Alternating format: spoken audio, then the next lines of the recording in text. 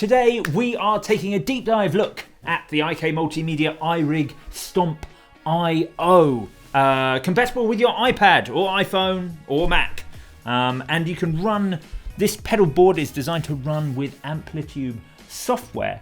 So if you're after that sort of Helix, head rush, axe effects, that sort of thing, if you want complete control, a switcher with loads of built-in multi-effects and amp sims and cab sims, and you want ultimate digital control over your gear, then this is a fantastic solution for that. Partially because it's a fraction of the price of like a Helix or a head rush, and there's so much packed into it.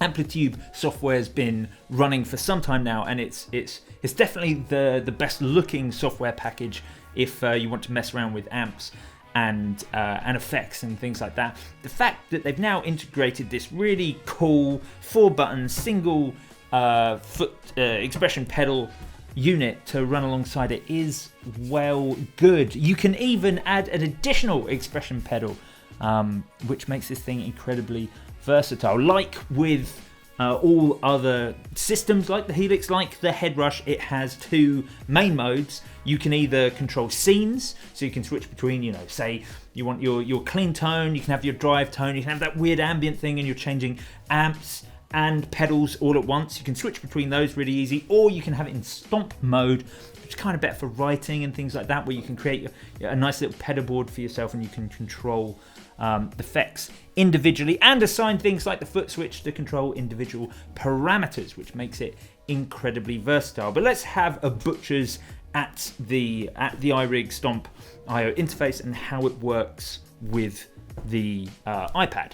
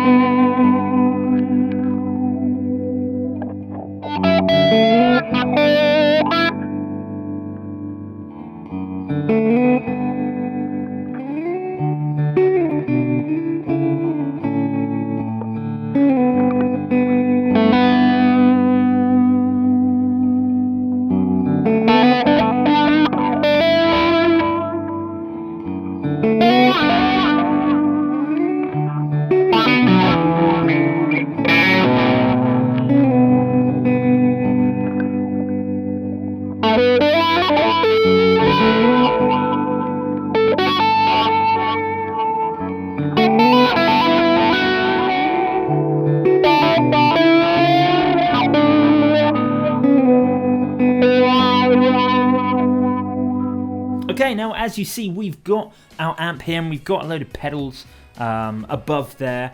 There's tons and tons of things to choose from, and we can just pop into this preset mode. If we open preset packs, we've got tons of things to choose from. you can download them all separately, get loads of different packs included, and of course you can make your own. For the sake of this video, let's run with these preset packs for now. So let's go into these Fender presets, these factory ones.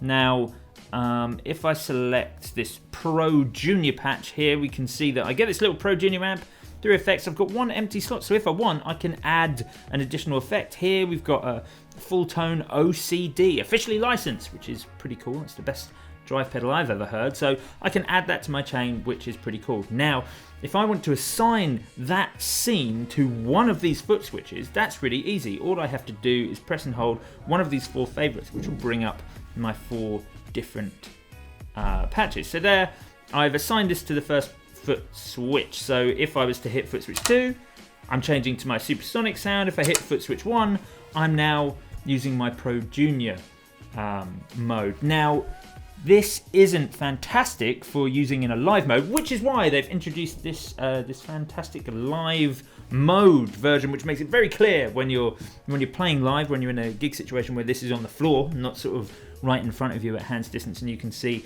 I can now flick easily between all the different presets that I have on there, and it shows me every single effect that I have available in that chain.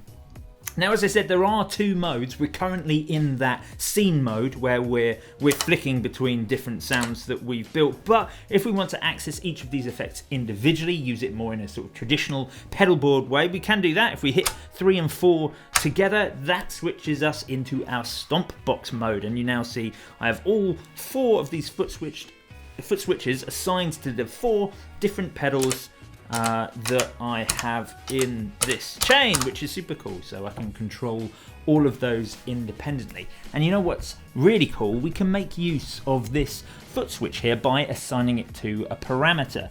Now, I guess the most suitable thing we have in here is phaser. So if I just tap our phaser, it brings me up these massive control. Like, imagine that for live use. For live use, that has got to be better than anything else that's trying to do this sort of overall amps, effects, all in one digital unit.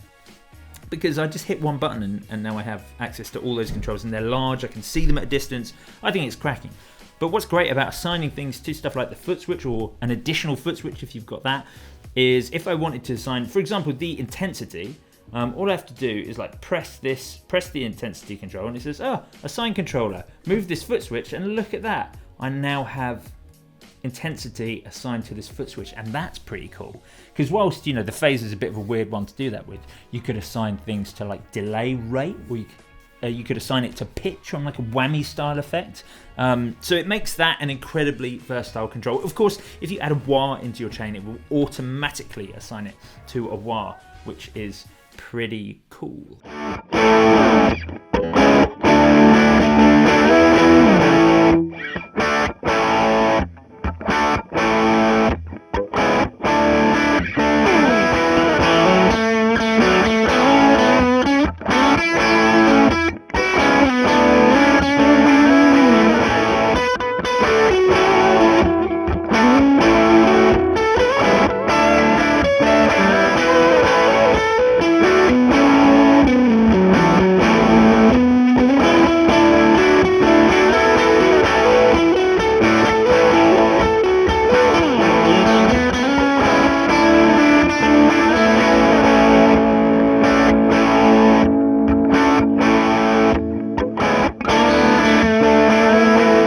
Stomp I has 2 of the features that I really like. One is, what would a big multi-effects unit like this be without a super massive tuner? And this one has an absolutely massive tuner. By pressing and holding foot switch 3, I can access that. It's iPad sized, and I can choose to either cut the signal or not, which is pretty useful. One of the other features is it has an incredibly intuitive looper. I can access the looper by hitting foot switch 1 and 2 at the same time. You see, this is quite a unique layout, I think, for a looper. We've got these 4 buttons. I have foot switch 3 is flashing, which suggests to me it's the only button I can use at this point.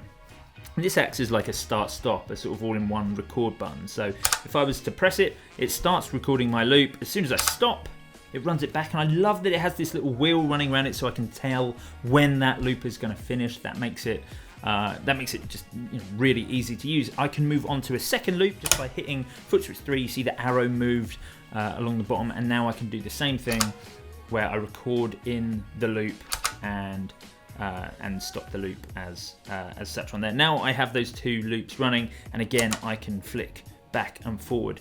What I really like is with these loops I can also hit this volume button and I can control the loop volume independently, which is fantastic if you're trying to sort of build up a bit of a patch and you want your lead parts to shine out. It makes it an incredibly useful tool.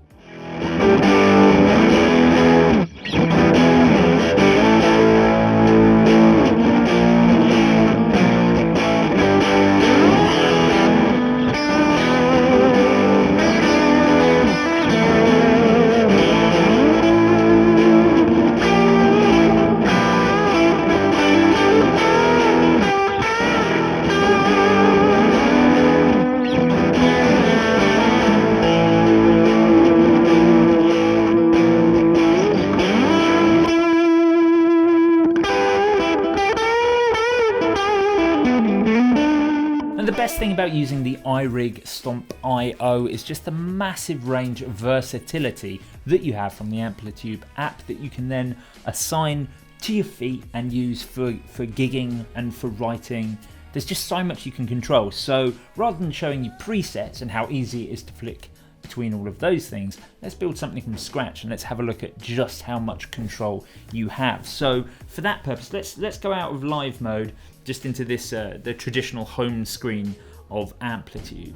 Now, whilst we can jump between presets, we can also access the amplifier and all 4 effects individually, and we can change those up. So if I start with the amp, if I hit down here where it says twin reverb, it gives me this massive range of amps that I can choose from. As we see, we've got Amplitude have made their own amps. We've got a couple of banks for Fender amplifiers. We have Mesa Boogie, Orange, Engel, Soldano, Marshall. There's a whole load of other stuff and even some Ampeg bass stuff at the bottom, which is just such a broad range of things you can do. You can literally create anything. So anyway, I'm going to be pretty boring. Let's select an amp. I'm actually going to go for a 53 Bassman because they are very, very cool.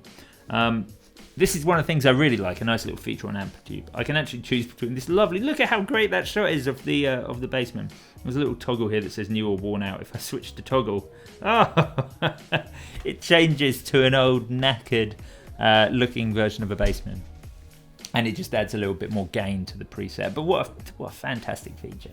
And of course, up the top, we've got our 4 little icons. Now, if I touch any of the banks, I can flick through all the effects that you have to choose from. There are tons on here. But yeah, we've got Amplitude's own effects, which are cool. Everything from like a whammy style pedal to officially licensed stuff from Fulltone, T-Rex. There's a load of Slash stuff on there. Orange have put loads of cool things on there, which I think is super cool.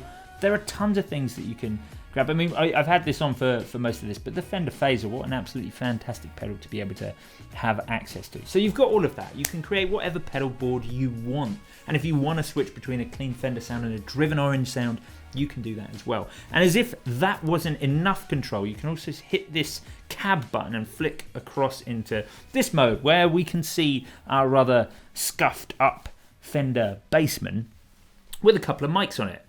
This is where it gets great because these mics I can actually move around, and that's going to change the overall EQ. It's going to give me more room, more natural reverb to the tone. But not only can I move the microphones around, if I hit the microphones I can actually choose digitally modeled versions of various mics. So if I say, oh look, a vintage dynamic 20, so I can grab one of those and move that around, pull that a little bit further back.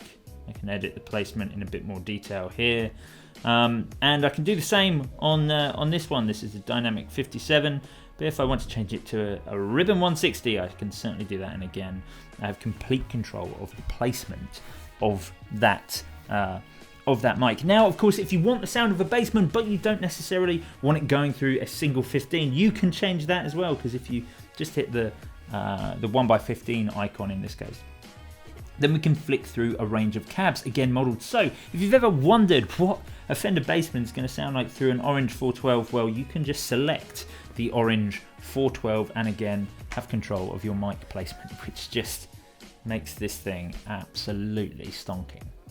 Okay, so there we go. Let's say we're happy with this sort of orange and Fender effects old Bassman with an orange 412, and let's say we want that to be our clean-ish tone. Well, we can do that. We can assign that on the favorites. If we bring everything up here, then I can just simply hit and hold this first foot switch, and it's now assigned. It was pre-named jazz tone. We can change the name, but if I now flick across to our second foot switch, I've got the pre-built-in control for that, and back to 1, there we have our clean tone. So on 2, if we want to have something completely different, if we want to say have like a Mesa Boogie head, and we want to run, we don't need this phaser, we've got this phaser on everything else. We want one of the T-Rex mollers, and we want to fill this empty bank here with something with a whammy. There we go. So we've set those up. We can hit that favorites button again, hit assign, and we have now assigned this little Mesa Boogie setup to foot switch 2, that clean Fender setup to foot switch 1, and you have the 2 opposite ends of the spectrum available just like that.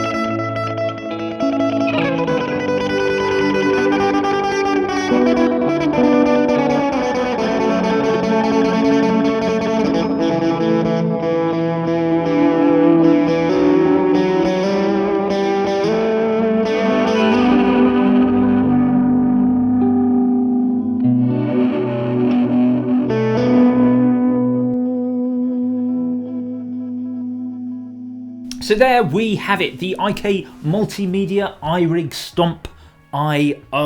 Probably the most versatile, certainly the most affordable piece of amp modeling, multi-effects, pedal boardness that you can get on the market at the moment. I love that it works with the Amplitude app, so you know you can build yourself a rig on the train and have it ready for you when you get home. But what do you think? Let us know in the comments below, and if you want to see more videos like this, then don't forget to hit that subscribe button, and we'll see you next time.